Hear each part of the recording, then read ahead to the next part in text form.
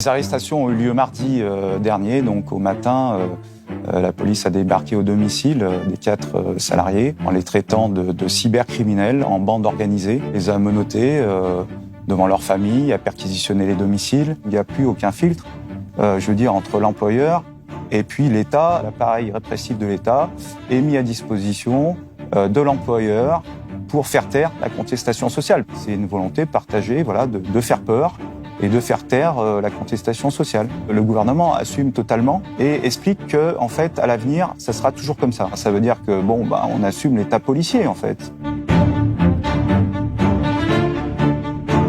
RTE est le gestionnaire du réseau de transport d'électricité, donc c'est la partie très haute tension, en fait, du système électrique. Au printemps, il y a eu une longue grève à RTE pour des revendications salariales qui a duré et qui s'est étalée sur plus de 4 mois. Et non seulement la direction n'a pas voulu lâcher l'augmentation de salaire, mais aujourd'hui, elle est dans la répression. Et donc, il y a eu plusieurs conseils de discipline, en premier pour des salariés de l'Ouest, et maintenant, donc, ces 4 salariés de la région Nord qui sont à la fois en poursuite disciplinaire et puis maintenant qui ont été arrêtés par la police, par la DGSI, donc en l'occurrence la sûreté de l'État, la sûreté intérieure. Les arrestations ont eu lieu mardi dernier, donc au matin, la police a débarqué au domicile des 4 salariés en les traitant de cybercriminels en bande organisée et donc les a menottés devant leur famille, a perquisitionné les domiciles, a pris le matériel, ouvert les tablettes des enfants, etc. Et donc, ils les ont embarqués, on ne savait pas où au départ, y compris leur famille, ils ne savaient pas. Et il s'est avéré, donc, c'était dans les locaux de la DGSI, donc la Direction Générale de la Sûreté Intérieure, qui a ses locaux à Levallois-Perret. Alors, la garde à vue a duré quasiment 96 heures, ce qui est le maximum légal en France. Et d'ailleurs, ce qui est fou, c'est que dès le départ, on leur a dit que ça durerait 96 heures. Donc c'est une garde à vue, c'est pas une garde à vue dans un commissariat de quartier, c'est la DGSI. Ça veut dire un interrogatoire particulier avec, pour vous donner un exemple, la nuit, on n'éteint pas la lumière, ils sont réveillés toutes les 6 heures. En clair, ils ont été traités comme des terroristes, comme des terroristes présumés, pour des simples faits de grève qui plus est sans conséquence. Et c'est ça qui est complètement dingue dans cette histoire. Ce qu'il aurait reproché, c'est d'avoir, nous on appelle ça passer des postes en local. Alors c'est un peu technique, c'est-à-dire que traditionnellement dans les mouvements sociaux à RTE, on fait des actions symboliques en l'occurrence sur l'outil de travail, c'est-à-dire que les postes électriques en fonctionnement normal, ils sont télécommandés par des centres de conduite qui sont à la région. Mais ils fonctionnent de manière automatisée. C'est extrêmement rare que les centres de conduite soient amenés à commander des appareils, à manœuvrer des appareils à distance. Et donc, il y a un bouton sur les synoptiques où on peut prendre le poste en local, c'est-à-dire, on dit en gros, on prend les manettes. Mais si derrière, on n'actionne pas les manettes, si on n'ouvre pas des disjoncteurs, si on ne manœuvre pas les appareils, il ne se passe strictement rien. Et en l'occurrence, ça a été le cas. C'est-à-dire que il ne s'est rien passé, il n'y a pas eu d'impact sur la continuité de l'alimentation électrique, il n'y a pas eu d'impact sur la sûreté du système électrique. Alors, la seule différence, c'est que les technologies évoluent et aujourd'hui, les systèmes sont numériques. En fait, c'est plus des boutons, ça passe par un ordinateur, par des systèmes informatiques. Et donc, ils ont fait l'équivalent de cette manip, mais via un ordinateur. D'où l'accusation de cybercriminalité, mais qui n'a absolument aucun sens. Là, on a le sentiment que c'était comme s'il y avait des personnes externes à l'entreprise qui s'étaient introduites dans le système informatique de RTE pour le saboter ou je ne sais quoi. On peut penser effectivement au pire. Mais là, on n'est absolument pas dans ce cas-là. C'est simplement des grévistes qui ont participé à un mouvement de grève et en faisant, encore une fois, une action symbolique qui n'a pas d'impact sur le système électrique. Et d'ailleurs, la preuve, c'est que, si vous voulez, des pertes de téléconduite, ça s'appelle comme ça, il en arrive tous les jours, des dizaines par jour, sur des incidents techniques. En fait, parce que les systèmes sont pas fiables, donc tous les jours, on en perd des dizaines, et ça inquiète personne. Donc c'est un mensonge qui est volontaire pour dramatiser la situation et pour justifier, en fait, l'injustifiable. C'est-à-dire que de simples grévistes se retrouvent traités comme des terroristes.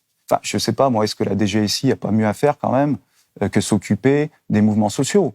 Parce qu'il faut voir que ça a occupé un tas de monde à la DGSI, hein. Certainement des dizaines de personnes, pendant des mois, enfin, avec des écoutes téléphoniques, des écoutes non seulement sur ses salariés, mais sur les militants aussi, sur des représentants du personnel, on le sait, puisqu'il y en a un qui a été auditionné récemment, on lui a ressorti des transcriptions d'écoutes téléphoniques. Ça veut dire que, voilà, il y a plein de gens qui sont sur écoute, il y a des dizaines d'agents de la DGSI qui sont mobilisés pour ça. Enfin, c'est complètement dingue de mettre les services antiterroristes de l'État à disposition d'un employeur pour en fait réprimer un mouvement social. Il y a un lien très étroit entre la direction de RTE et puis de toute façon le gouvernement, hein, au plus haut niveau. Le président de l'entreprise est nommé par le président de la République. On a un directeur de l'économie qui travaillait avant avec Macron, qui a préparé sa réforme de l'ISF. On a une DRH qui a travaillé avec Elisabeth Borne sur des dossiers. On a un directeur de la sécurité qui est un colonel de gendarmerie, qui s'était illustré à l'époque de Sivens, hein, du barrage de Sivens et l'enquête sur la mort de Rémi Fraisse, soit dit en passant. Mais on est dans un truc complètement dingue, en fait, où il n'y a plus aucun filtre, je veux dire, entre l'employeur et puis l'État, et en l'occurrence, les services répressifs de l'État.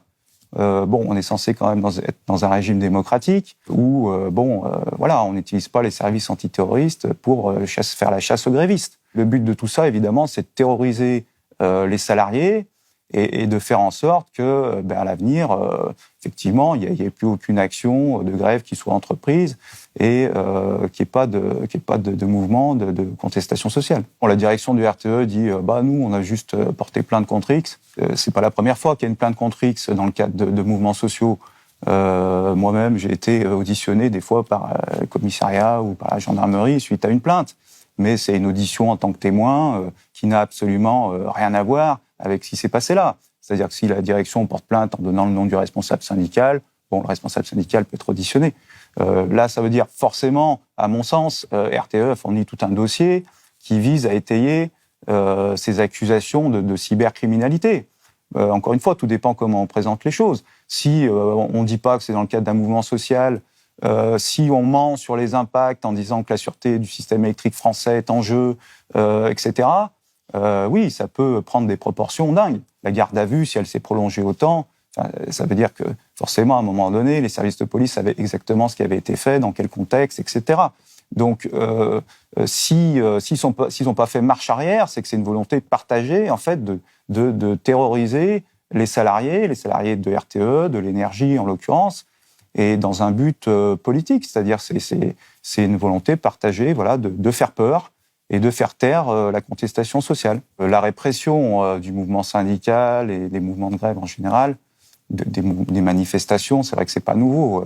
Y compris, on a vu pendant les Gilets jaunes, par exemple, que le gouvernement était prêt à aller très loin, puisqu'ils ont mutilé des gens pour là aussi faire taire la contestation.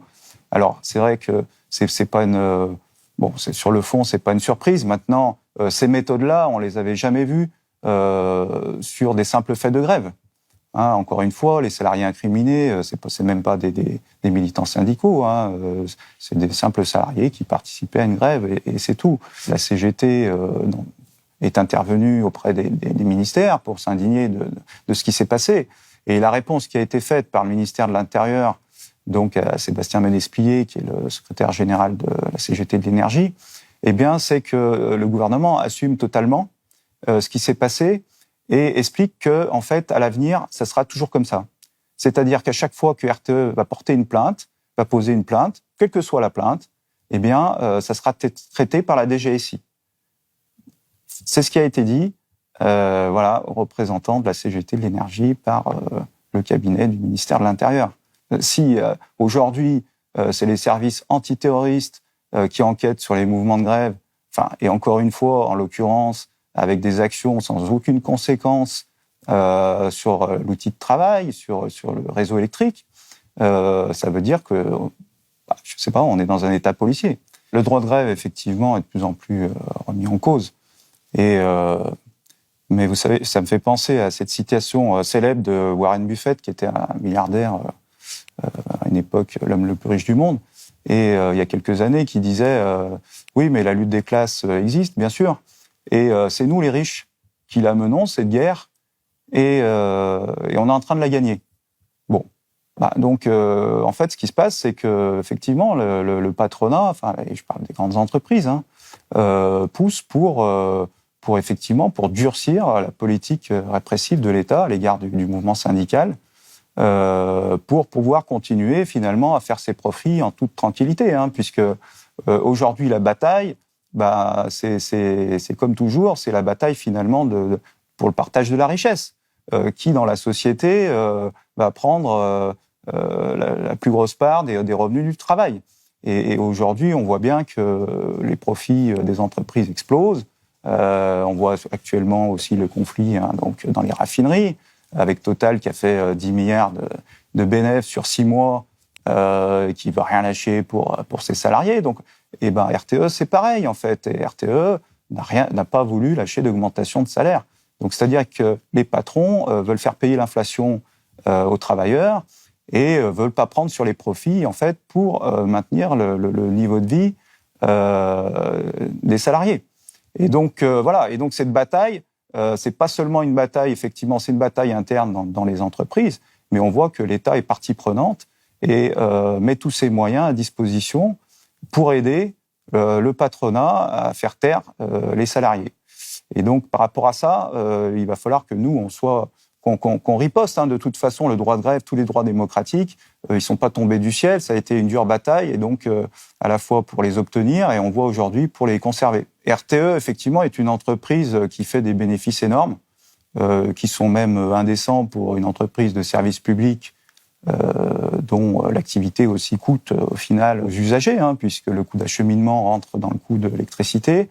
Et effectivement, quand on regarde sur plusieurs années, le bénéfice augmente tendanciellement. Et là, en 2021, ils ont fait plus de 27% de résultats nets, avec donc un résultat de 661 millions d'euros. Cette grève qui a été menée au printemps pendant plusieurs mois était totalement légitime.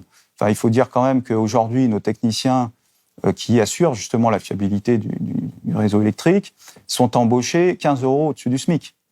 Donc c'est scandaleux. Enfin, je veux dire, pour occuper des emplois hautement qualifiés. Et donc, ils demandaient à la fois, effectivement, une revalorisation des salaires par rapport à l'inflation, mais aussi par rapport à leur technicité, par rapport à leur emploi qui sont sous-payés. La direction de RTE a répondu qu'avec mépris, en fait, puisqu'elle a laissé pourrir, qui plus est, ce conflit pendant des mois, en refusant d'ouvrir des discussions. Et aujourd'hui, en plus, ils se permettent de réprimer le mouvement social. Il y en a qui pourraient croire que dans les services publics, on est mieux lotis, que les patrons sont plus sympas, ou je ne sais quoi, ou qu'on est mieux payé, mais en fait, c'est pas le cas. Et on voit aujourd'hui que nos patrons n'ont rien à envier aux pires patrons du privé. Les suites, c'est que eux vont être traduits devant le tribunal correctionnel donc le 28 février.